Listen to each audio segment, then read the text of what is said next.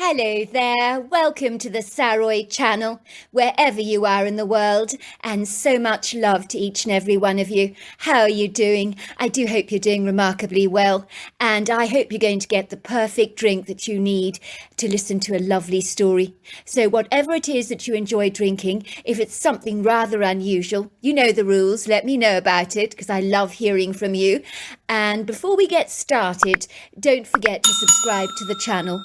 Click the notification bell and the thumbs up, and let's get started with tonight's story.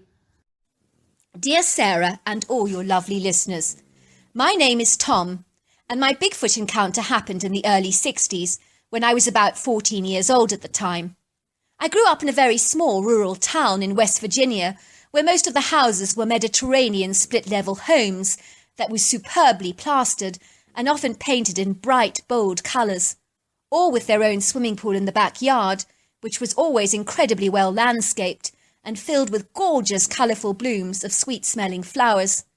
We lived on a large white gravel road, but on either side of the road were residential homes. Our houses were all set against panoramic masterpieces of nature, such as high-rise mountains, emerald green rolling hills, and literally acres and acres of lush green forest that literally went back for so many miles. It truly was an idyllic lifestyle, close to all the kinds of hiking trails, beautiful silvery lakes, and wonderful forests to explore. As is the case in every small town, there are always the invariable cantankerous characters living there that you would really rather avoid in every conceivable situation. We were unfortunate enough to live next door to the town's most disagreeable man, old Mr. McGregor, who was so miserable that he never wore a smile for a single day in his life. In light of that, we would avoid an encounter with the morose, murky man whenever possible, which was exceedingly difficult for us, as he lived next door. My story begins when my brother and I would play with a soccer ball in our backyard, and one day the ball shattered Mr. McGregor's kitchen window. The next thing we knew, the colourless, humourless man, devoid of even an ounce of charm, was hammering at our front door with his fists. He was a very tall man, with an exceedingly gaunt face, brown, beady, hostile eyes, hollowed-out cheekbones, and a scrawny body, where his drab beige clothes hang off his body loosely like a scarecrow. My mother answered the door to Mr. McGregor. "Hello, Mr. McGregor," she said. "So lovely to see you this morning." "Your children are out of control," he barked. "They have broken my window. I will be sending you the bill at once." "Of course," said my mother. "We will gladly pay. I assure you, Mr. McGregor, it was just an accident. My boys didn't mean what happened." "I'll be confiscating their soccer ball," he said. "Kids need to learn that rough behaviour is not acceptable in a residential area," he said, clutching the ball very tightly and walking away, bouncing the ball in his hands. So with our ball being confiscated, my brother and I decided to ride our bikes that afternoon, and then I accidentally rode over a few of Mr. McGregor's newly planted summer seedlings, and the man was incandescent with rage. Once again, Mr. McGregor was pounding on our front door, screaming obscenities at my mother, which was so ironic since he was telling her how badly behaved her kids were, but his own behaviour suggested he needed to learn some self-control as far as his loose tongue was concerned. "Your son deliberately rode over my seedlings," he snapped. "I will be sending you another bill. I have confiscated your children's bikes. They need to learn to respect other people's property, especially the property of their elders." As you can imagine, I was utterly devastated that Mr. McGregor had the brass balls and the sheer audacity to lay claim to our prized possessions, even if it was only temporary. Who knew how long it would take for him to return our items, if he ever actually finally did? So it was that my brother and I hatched a plan to retrieve our bikes and our soccer ball from Mr. McGregor's yard shed that very evening. We anticipated that when he finally retired to bed, that would be the perfect time, so that is exactly what we did, much to the vexation of Mr. McGregor, who regarded us with extreme indignation when he realised we had retrieved our belongings so effortlessly easily from his backyard, when his back was invariably turned. We rode past his house with our bicycle bells tinkling and waving our arms tauntingly and saying, "Hello, Mr. McGregor! It's so good to see you this morning," in provocative voices that had Mr. McGregor waving his fists angrily at us in a furious mood. "You'll not get away with this, boys," he barked angrily as we rode away on our bikes down the white gravel road, literally relishing in Mr. McGregor's irritation. The following morning we heard Mr. McGregor ramming violently on our front door again, and by the look of his purple face, he was furious. My mother groaned. "What have you boys done now?" she sighed, opening the door to the man who was incandescent with rage all over again, and he thundered in the living room like a trampeding elephant, literally shaking everything in its wake. Despite being a very lean man, even my mother's ornate vase was rattling on the table under the vibration of Mr. McGregor's booming voice. "Your children have gone way too far now, and I've got a good mind to report them to the police for such insolent childlike pranks. I blame you as the parent, failing to enforce discipline on such atrocious behaviour." "Sorry, Mr. McGregor. You've lost me," said my mother. "What did you say that my kids have done now?" "All the banging, all the crashing last night, of course. Your children were on my roof, making a raucous commotion and wearing the most god-awful gorilla costume. Not to mention they were throwing rotten eggs all over the place, because the place ponged to high heaven. I know the smell of a rotting egg anywhere, let me tell you." "Is this true?" asked my mother, eyeing my brother and I curiously. "Did you go making noises on Mr. McGregor's roof last night to scare him? Because if you did that, that was exceedingly horrible of you. I did not raise you to be unkind and inconsiderate like that. Did you do this, boys? I need you to own up right now." "Of course not," my brother and I chimed in together. "We were sleeping, Mr. McGregor. We promise you that. Hands on heart. Cross our hearts, hope to die. We would never do something like that to you." "Really?" barked Mr. McGregor. "I do not believe your boys, Mrs. Carson. Your kids are out of control, and I'll be calling the police if this goes on a moment longer. Do you understand?" "Of course, Mr. McGregor," said my mother. "I think you will find my boys are telling the truth. They're not prone to lying, I can promise you that." "I think," said Mr. McGregor, "you do not know your own children, Mrs. Carson. You think they're such nice boys, but the reality is very, very different." The next morning, like clockwork, the police were knocking on our door, and my mother ushered them into our living room with the curlers still in her hair and wearing a bathrobe and a charcoal face mask. "Do come in, officer," she said. "I do apologise for my appearance, but I wasn't actually expecting company." "We are sorry to intrude at such an early hour of the morning," said the officer. "I'm here to speak with your two sons, as serious allegations have been made against them that are very grave indeed, as they concern an elderly man. Your next-door neighbour, apparently. Mr. McGregor, I believe his name is." "That would be right," said my mother. "He is our next-door neighbour." "Boys, come here at once," called my mother, looking exasperated. "The police need to speak to you about Mr. McGregor." My brother and I looked at each other in utter horror, hardly daring to believe that the old man had lived up to his promises and called the police out on us. As far as I was concerned, he was an obnoxious, vindictive, cranky old man that was so determined to make all kinds of wild allegations against us, just to make us pay for daring to take back our confiscated property. My brother and I shook hands with the officers politely and sat down on the opposite sofa, listening to what they had to say.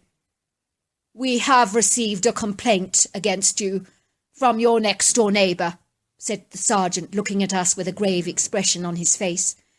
"He has filed a public nuisance, vandalism and noise report against the two of you. He is claiming that you're trying to terrorise him at night by throwing stones at his house, banging the sides of his house, smacking them very violently, and staring at him through the window while wearing a gorilla costume." "It's all a lie," I exclaimed. "We do not like Mr. McGregor, sir. He's very horrible, but we wouldn't go to extreme lengths to scare him like that." And, we don't even own a gorilla costume. Well, he claims to differ on that, boy, said the officer. He's insistent that you're deliberately trying to terrorise him. You do understand, boys, that this is very serious, and it has got to stop. Yes, sir, we said, looking at each other earnestly. Why was Mr. McGregor being this vindictive and laying all kinds of false allegations at our door? It wasn't fair. Just because we took our bikes back didn't mean he had to be this spiteful to us, surely. Are you sure you're not behind all this, asked my mother, as we watched the police slamming their car doors, getting into their cars and driving off. We could see Mr. McGregor looking as pleased as Punch that we had received a real good telling off by the police. We watched him waving his fists furiously at our house and screaming out, "They'll lock you up! Ha ha ha! And throw away the key! Ha ha!" That night my brother and I decided to take matters into our own hands. We were going to check out Mr. McGregor's property to call him out on all his false allegations against us. We asked a friend of ours, a boy called Conrad, to be a witness to the police in case Mr. McGregor filed any more erroneous allegations against us. Conrad, we said, we need you to hide on Mr. McGregor's property all night. We'll be there with you. You need to be there as a witness so that when Mr. McGregor files any more duplicitous reports against us, we can prove that he was lying all along. You need to tell the police on our account that he made everything up because you were watching the house all night with us. Agreed, he said. I'm quite happy to do that. That evening we crept up behind one of Mr. McGregor's very perfectly manicured hedges that was ample enough for all three of us to hide behind. We were armed with flashlights and a supply of cold drinks and snacks to wind away the long hours of boring, monotonous tedium. Luckily it was a full moon, and that together with Mr. McGregor's outdoor light gave us excellent visibility, and we could see both the yard and the house incredibly clearly. Little did we realise that this night was going to live up to be anything but monotonous and boring. It would be at night that would shift our perception of reality forever. Little did we know that. I was growing increasingly bored. It had been a long, frustrating, dull night with no action whatsoever, just as I had anticipated. As I was engaging in those thoughts, out of the shadows appeared a 6-foot monstrous creature who might have been as tall as I was at 14, because at 14 I was very tall for my age, but infinitely more colossal this creature was. This thing could not have been human. There was no way that that was even possible. "What the heck is that?" whispered Conrad in horror. We stared in awe at this majestic creature. Our eyes were as wide as saucers, and our mouths hung to the ground in absolute horror. For a while we were in a state of such baffled amazement as to what this curious creature could actually be. For a moment our feelings of fear were suppressed by feelings of total awe and fascination. This thing, whatever it was, looked exactly like a humanoid ape. Words fail me to describe this creature because it was beyond anything that would fit into the realms of our reality. The creature was covered from head to toe with thick black hair, and every part of this thing rippled with dense, powerful muscle, and it had a very sizable pair of shoulders that supported a large bullet-sized head. The hairless dark face possessed an extensively wrinkled brow ridge, a very large flat nose, and deep-set eyes that appeared to have a menacing red eye-shine. We watched this gargantuan, monstrous creature hurling large rocks at Mr. McGregor's house and crashing the windows so that the glass went flying into the living room. In that moment we saw Mr. McGregor dashing out of his house, insolent with rage, wearing a paisley dressing gown with matching crimson slippers. "I've just had enough of you boys," he said, lunging towards the ape-like humanoid. The Goliath-like creature looked surprised to be challenged by this very pathetic, willowy, puny-looking man, but wasted no time in picking Mr. McGregor up into the air, where he was kicking his legs furiously and screaming, "Put me down! Put me down!" Mr. McGregor suddenly realised that this creature was real, and not one of us kids disguised in a gorilla costume, because his face registered extreme terror. The creature was dangling Mr. McGregor in his one arm, almost like holding a mouse by its tail. It looked exactly like that, and Mr. McGregor kept shouting, "Please, no! No, no!" As Mr. McGregor continued to scream, the creature dropped the man on the grass and lifted him up another time, dangling him precariously from his hands, and it looked like he was going to throw Mr. McGregor against the wall of his house, which I knew could be potentially fatal. In that moment, I knew things looked extremely precarious for the poor, insolent man, and I knew that his life literally hung in the balance if we didn't intervene at once. "Scream at the top of your lungs," I ordered Conrad and my brother. Together we all made the most gut-wrenching loud screams, and that was enough to get the creature to put down Mr. McGregor. The creature looked up in surprise to hear such a loud, raucous commotion, and he literally just glided away through the forests that flanked Mr. McGregor's home. The creature sped off like greased lightning on his agile legs, and he was literally gone, vanishing into the thick, dense undergrowth. "Are you all right, Mr. McGregor?" I asked, coming out of the hiding place to try and help the shaking old man, who was trembling with terror. "Leave me alone, boys," he screamed. "Out of here, before I call the police on you." "Look what you've made me do," he barked. "I very nearly broke my ankle." He started, wobbling his legs, trying to get up. "I think, Mr. McGregor, if it hadn't been for us, you would have possibly lost your life, let alone break your ankle." "I do not know what you kids are talking about. Now go at once," he ordered. Even though we'd saved the old man's life from the hairy humanoid, there was absolutely no pleasing Mr. McGregor. It seems once insolent and miserable, always insolent and miserable. There's just no metamorphosis of character as far as human beings are concerned, and maybe for some animals too. Maybe once you're insolent, maybe that you're always insolent, and that's just the way it has to be. The very next day, Mr. McGregor put his house on the market and was never seen again in our small town. But I did often wonder what he had done to upset that hairy humanoid, but I guess I'll never know the answer to that question. As for the curious question as to what this creature actually was, I found out years later that we had encountered a Bigfoot or a Sasquatch, Yeti or hairy man. It would seem that small towns can never get rid of the decrepit, cantankerous old men, because believe it or not, as if on cue, Mr. McGregor's home was bought by an equally as petulant man known as Mr. Maloney, and he also created absolute havoc in our young lives. But that is a whole nother story for another time, perhaps. Well, I just want to say thank you so much for that wonderful, wonderful story. Until next time, goodbye and good night.